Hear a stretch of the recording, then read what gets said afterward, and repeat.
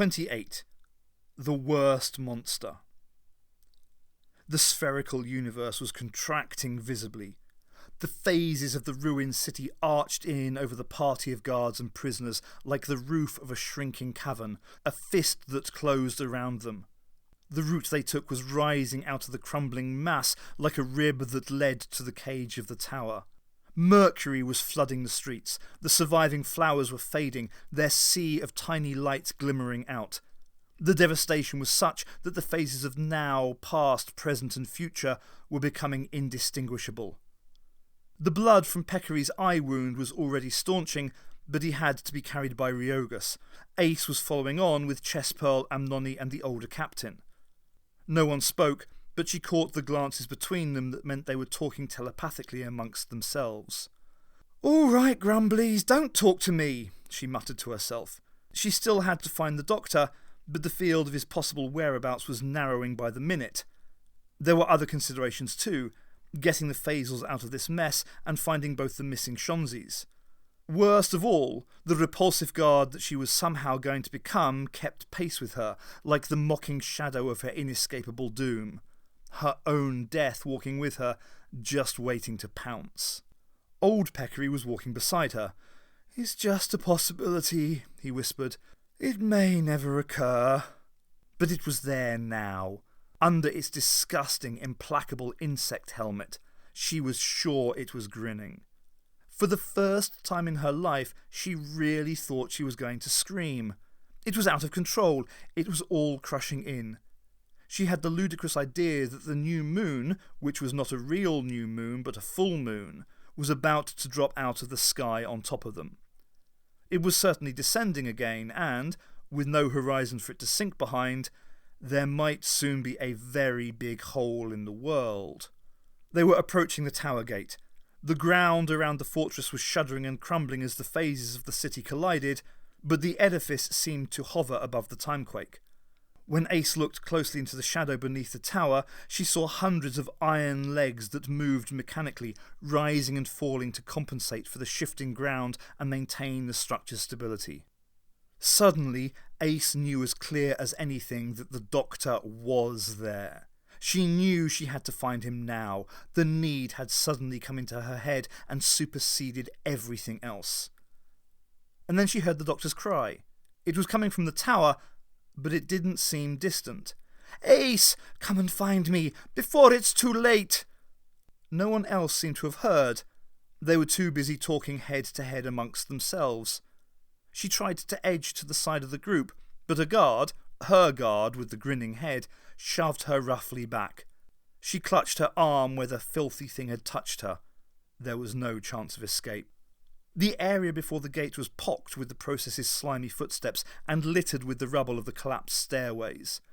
"Ace!" called the doctor. "I need you! Hurry!" "It's the doctor!" she hissed to Peccary. "Can't you hear?" He looked at her, perplexed. "Are you certain?" "Yes!" They passed under the arch of the gate and were surrounded by the almost deafening mechanics of the tower.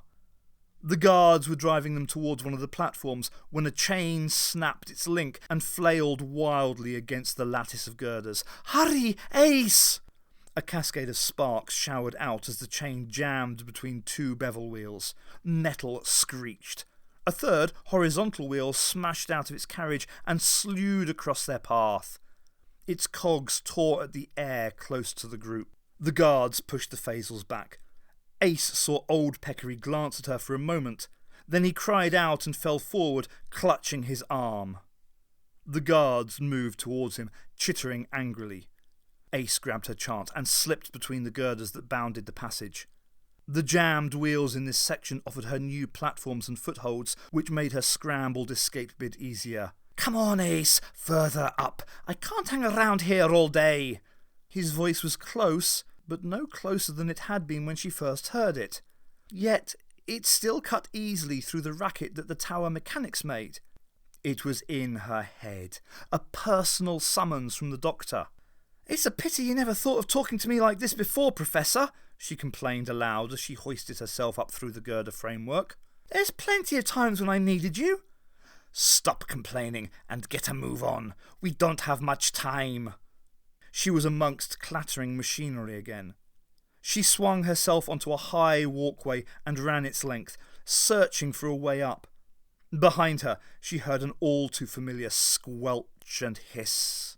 The younger process was approaching along a bisecting walkway. She heard it issuing urgent instructions to its guards. "The prisoner phasals," it hissed. "Take them to the central platforms.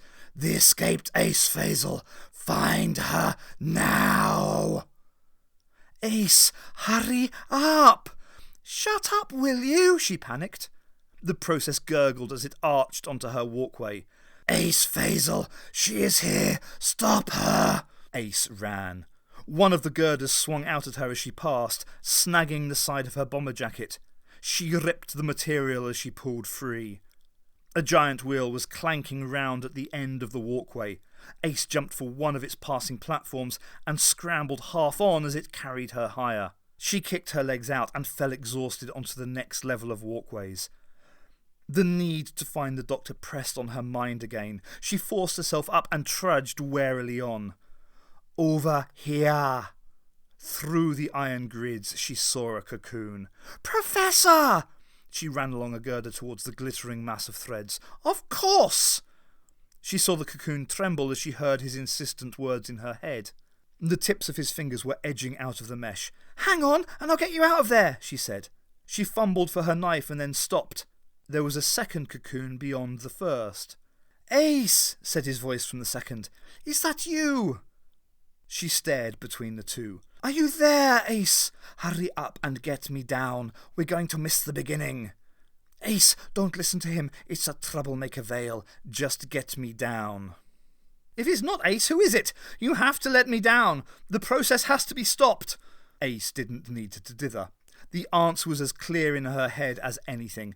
"Stuff off, Goik!" she snarled and kicked the second cocoon hard because the doctor couldn't see. The cocoon groaned under the attack. Ace flicked open the knife and started to hack at the filaments of the other mesh. A claw hand grabbed her arm from behind and the knife clattered away out of reach. The Ace guard stood over her. It shoved its other claw hand into her face. They grappled together, falling to the floor, rolling over and over on the walkway, Ace kicking and fighting against her own remorseless and repulsive future. The edge lurched closer. The guard squealed and trilled, driven by the brutal will of its master. "Ace!" the doctor kept calling. "What's happening? Are you all right?" The guard was stronger by far. It forced Ace into a headlock and began to drag her upwards. Ace flailed her arms uselessly, but she could not break the grip. Her hand snatched out for anything to use as a weapon. She caught at one of the badges on her jacket, grasped it, and ripped it off. It was the Blue Peter badge awarded for heroic achievement. She rammed the pin into the guard's hand. The guard screeched, and Ace broke free. She grabbed at the insect helmet, her hands crushing the squirming eyes as she wrenched it away. The future Ace staggered back in the shock of its release. Its face thin and grey, its hair filthy and sparse. Its huge and weary brown eyes blinking as they met Ace's own with a look of imploring terror. It was a terrible, wasted thing. Ace moved to hug the pitiful creature, but it stepped back in fear. It toppled backwards on the edge of the walkway and fell with a little moan into the depths. All the energy went out of Ace. She collapsed to the floor, unable to look over the side as she heard the grinding machinery below. Her future was snatched away. It was fixed. There was no escape, nowhere to run to. Just sit and wait for it to arrive. She was cold, unable to think, yet even now there was a voice whispering in her head. "Ace, let me out!" "Leave me alone!" she shrieked, and drove that evil, insinuating voice out forever. She sat on the walkway, slowly rocking back and forth, unable and uncaring. "I'm sorry, Ace," said the gentlest voice she had ever heard. "I've put you through a lot of cruel things, but no one deserves that, least of all you." She made no sound.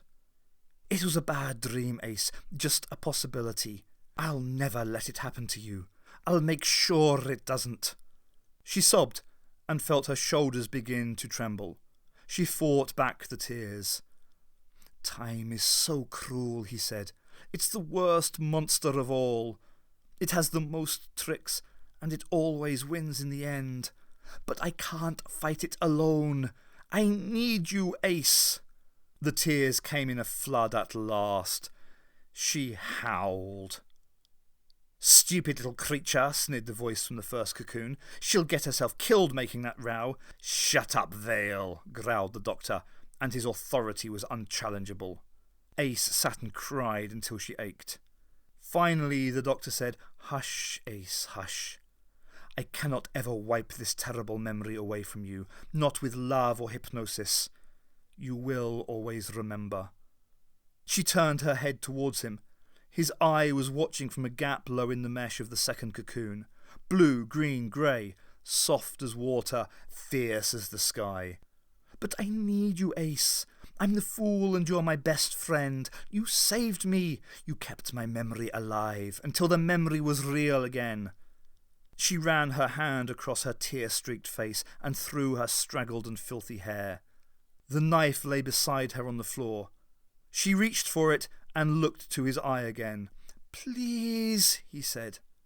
She crawled across the walkway towards him. The brittle filament snapped easily under the blade. The cocoon fizzed apart and he somersaulted to the floor. He caught her in his arms and the tears came again. "Tell Mum I'm sorry," she choked. No need," he said, gently rocking her. "Ace, I swear it'll never happen. Trust me. That possibility's a long way away." "Chauncey," she gulped, "he helped save you too. And we'll save them somehow." There was a teeth-jolting clank. The whole tower shuddered. "No more tears," he said, and fumbled for his handkerchief. He couldn't find it, so he dabbed at her face with his ragged pullover. "You'll get dehydrated, and I'll get soaked. We have a beginning to catch." She nodded towards the other cocoon. "What about him?"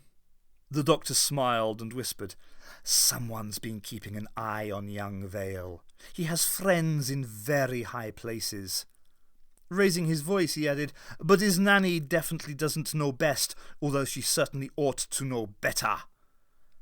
Ace showed little sign of interest, so he set to work on the cocoon with the knife. "The trouble is, she shouldn't be allowed to know anything at all." The cocoon unravelled with a fizz, and Vale tumbled out. "She wouldn't be here without me," he said.